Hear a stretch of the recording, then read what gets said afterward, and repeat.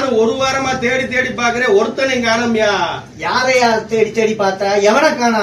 அதான் என்ன cinema payment போராளியே, Prakash ராஜா காணா, சத்யராஜா காணா, அவன் பேர் என்ன அமீர காணா, மாரி செல்வராஜா காணா, வெற்றிமாறன காணா, சித்தார்த்த காணா, ஒருத்தனையும் காணா. இவ்வளவு அட்டுழியா நடந்துகிட்டு இருக்கு, இவ்வளவு அக்கிரமா நடந்துகிட்டு இருக்கு, எதுக்கெடுத்தான் கருத்து சொல்றீங்க, ஒருத்தனையுமே காணா. இவங்கள விட ஒரு பெரிய குடும்பத்தை மிஸ் பண்ணிட்டியா? நம்ம சிவகுமார், ஆன்மீக செம்மல் சிவகுமார் சார் வாய திறக்கல. அவர் பெரிய மைய சுற்றுச்சூழல் ஆய்வாளர் சூர்யா சார் வாய திறக்கல. சின்ன மையா படிப்பின் உச்சத்தில் இருக்கிறவரு, கல்வி கொள்கை கருத்து சொன்ன நம்ம கார்த்தியனை வாய திறக்கல. இதெல்லாம் விட கோயிலுக்கு போறீங்க, காசு போடுறீங்க, மெயின்டைன் பண்றீங்க, இந்த காசெல்லாம் எடுத்து பள்ளிக்கூடம் கட்டுங்கன்னு சொன்ன ஜோதிகா கூட வாய திறக்கலையா? காமெடிகளை பாரு, இவங்க எல்லாம் என்ன போராளிகன்னு. இதோட ஒருத்தர் பெரிய உருட்டா உருட்டிக்கிட்டு இருக்கியா, அது உனக்கு தெரியுமா?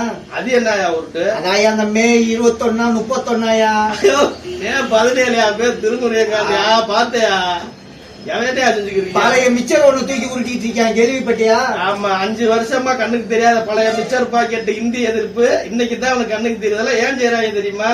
எதுக்கு? இந்த அட்டுழிய செய்தியெல்லாம் மறைச்சு மக்களை ஏமாத்தணுங்கிறத நோக்கம். மக்கள் பாத்துக்கிட்டு தான் இருக்காங்க. நல்ல முடிவு எடுப்பாங்க, நீ வேணா பாரு.